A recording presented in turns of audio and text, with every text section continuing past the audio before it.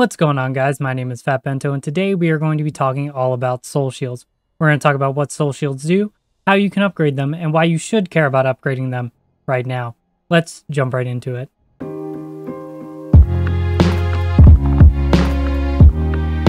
First, let's talk about what soul shields are. You probably already know this, but just in case, it is this octagon of pieces right here.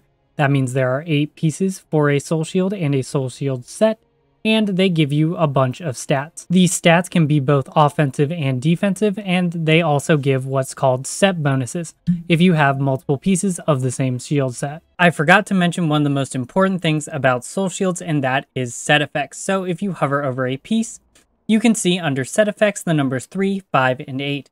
These are all the bonuses that are applied when you have 3, 5, or 8 of the same pieces equipped from the same set. The set effects for the soul shields we're talking about today enhance the skills for your class. So whenever you're upgrading or equipping new pieces, be sure to do them in increments of 3, 5, and 8 to take full advantage of these set effects. If you did the Call to Arms event, you should have the 8-piece soul shield set from Scarlet Conservatory for your class. The event also gave you Temple of Succession critical soul shield primers. We will talk about these in a minute. Even without the Call to Arms event, this soul shield set is very easy to obtain because of these 2 chests right here. All easy mode dungeons have a chance of dropping these 2 chests.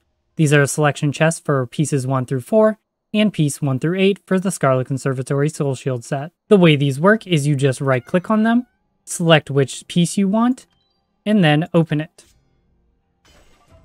And it'll give you this soul shield chest for that piece. And then you open it again, and it'll give you the soul shield. And in order to actually open and use one of these pieces, you will need 6 unsealing charms, which honestly you should have plenty of, so don't even worry about that. Every time you unseal a piece, it has a chance to roll 1 of 4 stats plus HP every single time. What stats it can roll depends on the piece. For example, piece 1 here can roll critical, block, evasion, and defense, while piece 2 can roll critical, accuracy, block, and evasion. So no matter the soul shield set, only pieces 1, 3, and 7 cannot roll critical accuracy, which is the best combination. Ideally, you're looking to get critical on all 8 of your pieces. So even if you have all 8 pieces, I advise you to keep picking up these chests from easy mode dungeons because you want to re-roll for the best stats. But even if a piece doesn't roll the stats you need, keep it because we can fuse our soul shields. And I'm going to show you how to do that right now. So for my piece 1, I have critical evasion, probably the best thing it can roll.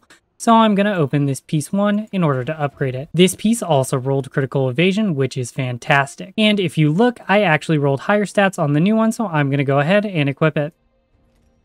But I can still enhance these stats even further. So I can shift click on my piece 1 and right click the piece that I just took off. And by using 13 of these fusion powders and 1 gold, I can roll more HP, critical, and evasion.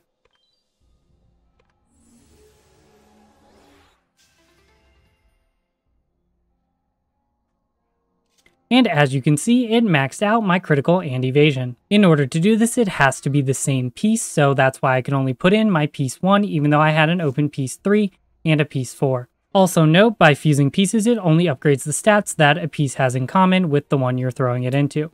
So for example, my piece 5 has critical defense, and this one has evasion defense.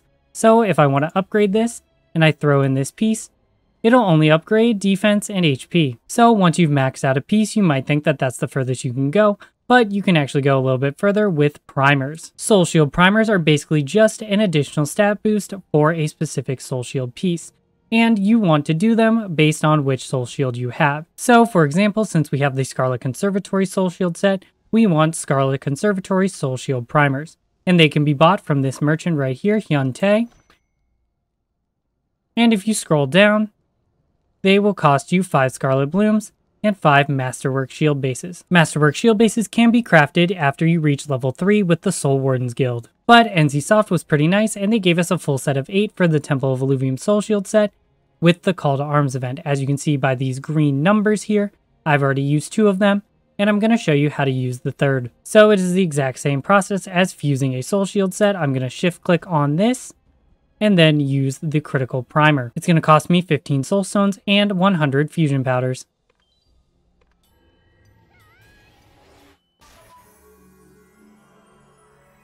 And as you can see, I've maxed out the critical for this piece. But how do we get fusion powders? As you can see, you can get them by salvaging soul shields. I don't think it matters whether or not they are opened or not, but for science, I will salvage both and we'll see. So first, let's do an unopened piece. I got some from that. And for an open piece, I also received a few for that. So just another reason why you should pick up these chests at the end of your easy mode dungeons. The way I would go about this is rolling each piece 1 through 8 at a time and keeping any of the pieces that roll a stat that you want. So once you rolled that magic piece, you can max out that piece as soon as possible. And if you roll any pieces that you know you won't need, keep a few because you're going to need to max out HP. But other than that, you can just salvage them. A real quick note, you should only be using primers on a soul shield set that you think you're going to keep for a while. The Thornbreaker soul shield set is perfectly fine, but I'm going to show you the next set, which comes from the Steelbreaker. So once you've unlocked the Silver Steel Laboratory Weekly, you can come here to Yejun's Soul, and she sells the Steelbreaker soul shield chest for mech hearts. Mech hearts are actually pretty easy to obtain because you can get them from the Raid Treasure Selection chest that you can get by doing your weeklies and your dailies. But I wouldn't use your mech hearts on this quite yet unless you have maxed out your Silver Steel earring and ring, because they also require mech hearts for their upgrades. The set after Steelbreaker is from Serpent, which is way beyond our reach right now, so don't worry about it. Just focus on your Thornbreaker and Silver Steel. But yeah, that's pretty much going to be it for this video. Thank you so much for watching. I really appreciate it. If you found this video helpful, please leave a like. And if you have any questions, leave them in the comments below. And also, if you really enjoy my content, please consider subscribing because it would really make my day. But other than that, I've been Fat Bento, and I'll see you in the next one. Peace.